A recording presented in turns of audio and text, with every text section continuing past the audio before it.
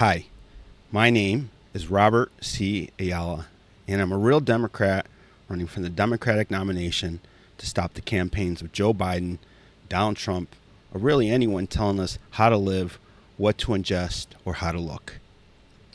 Today's title was President Who. That was it.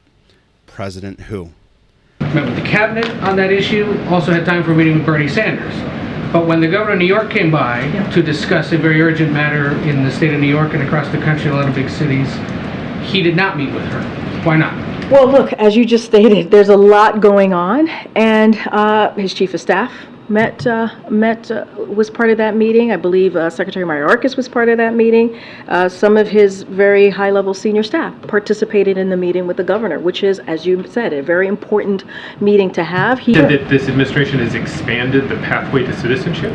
The pathway of legal pathway for migrants to enter this country. The legal pathways to migrants coming, yes. From the parole program. Right, from the parolee program. Which don't lead to any sort of permanent legal. Well, it's a legal. No, you're right.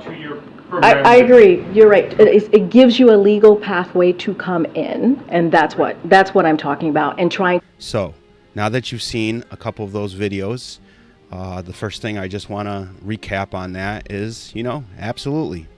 President Biden didn't meet with Governor Hochul.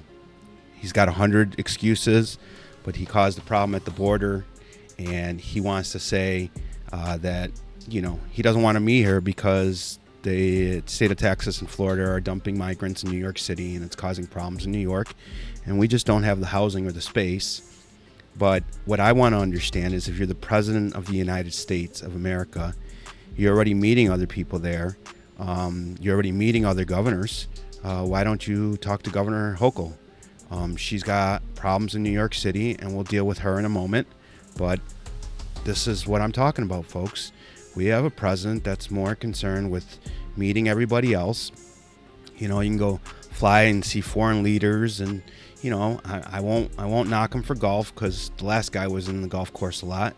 But I just think when one of the governors of one of the three largest states in the United States of America comes to you with an urgent matter, I think it's very unfitting and unbecoming to leave her hanging. And we won't even get into the female-male thing because I just. I'm not sure. I'm not sure if it was Andy Cuomo, if he'd be doing the same thing. So that's issue one. Then on to my Governor Hochul. This is just wrong, people. I just don't. Whose side are they on? Whose side are they on? I mean, you just heard in the video that they're expanding legal immigration, whatever that means. But why? We have companies going out of business here in the States. We have jobs that, they pay money, but you can't live a life with them.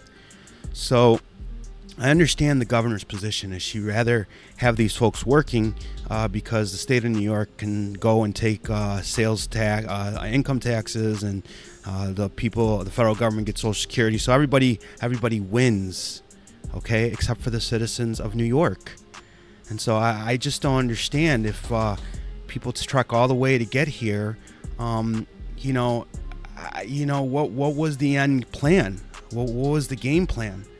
And so just think over and over and over and over.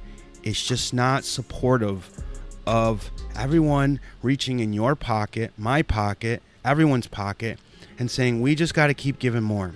We got to keep giving more, but yet we keep giving more, but they don't actually shut the door. And so I want you to know that I will always put you first, and that what I believe is that a real Democrat puts you and others first.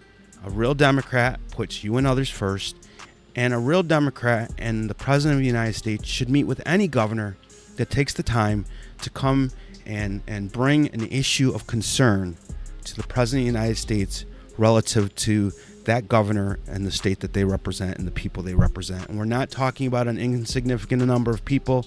We're talking about almost 24 million people, and we have a crisis in New York City. It's time for Joe Biden to step up. It's time for Joe Biden to come out on the campaign trail. It's time for Joe Biden to come out and lay out his plan for the future that includes a little bit more than fuzzy words like Bidenomics.